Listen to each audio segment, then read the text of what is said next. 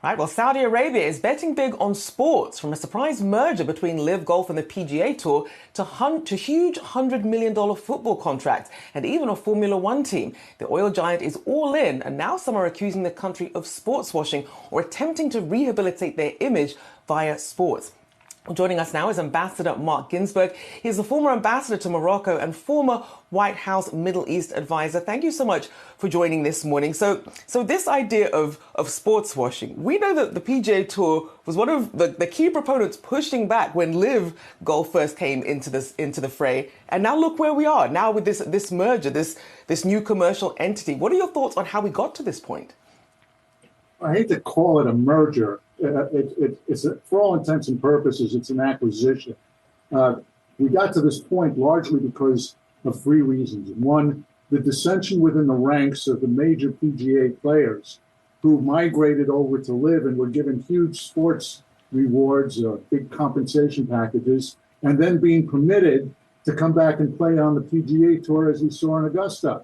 And so you had the have-nots and the have players who were competing against each other, but who were getting far greater compensation as a result of their association with LIV. Secondly, we got to this point because the PGA commissioner, trying to make peace among his players, decided to throw in the towel, damn the torpedoes, and succumb to being kicked, having sand kicked in his face by the Saudis enough times that he finally decided to throw the towel in and just permit this acquisition. And third, the Saudis have been on a huge acquisition spree in the last several years to compete with their Gulf brethren, whose first the United Arab Emirates started first with Formula One racing. We saw last year Qatar having the World Cup.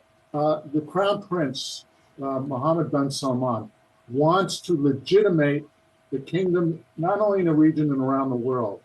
And when you have this amount of petrodollars, sports washing is a cheap price to pay. And so with that in mind, then, as you are seeing, the Saudi Public Investment Fund continuing to diversify beyond oil, looking at things like sports, does that mean then that it's working, that what Saudi Arabia is doing in terms of its image when it comes to the money talking, is it working? Well, not only is it working, but it's giving the Crown Prince, who will eventually be king, huge legitimacy among the younger people in Saudi Arabia, number one. And number two, it is indeed permitting the kingdom to be viewed in an entirely new light. Look, just a few years ago, the Biden administration declared MBS persona non grata because intelligence services claimed that he was responsible for ordering the assassination of Washington Post reporter Adnan Khashoggi, and human rights abuses, and the list goes on.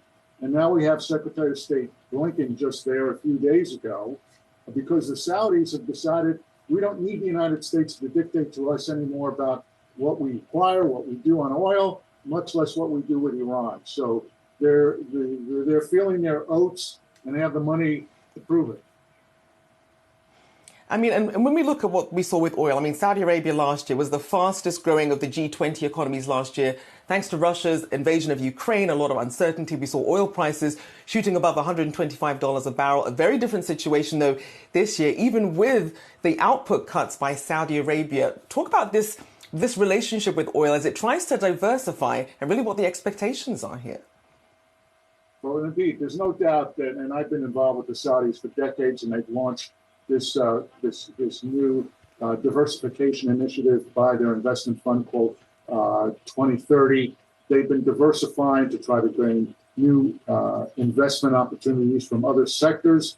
But the fact is that when you look at Aramco and when it went public and how much money Aramco is contributing still to the public sector in Saudi Arabia, the Saudis are determined to extract every potential net profit dollar off of every barrel that is being pumped.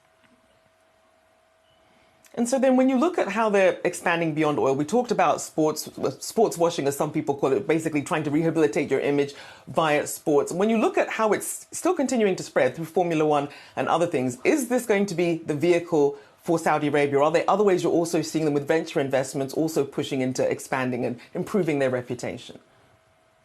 Yes, look, the fact is that MBS is embarking on a geopolitical strategy to place Saudi Arabia back in the centerfold as the power to deal with in the Middle East. And it's part of a long-term strategy, and it's working. And we're seeing it work across the board.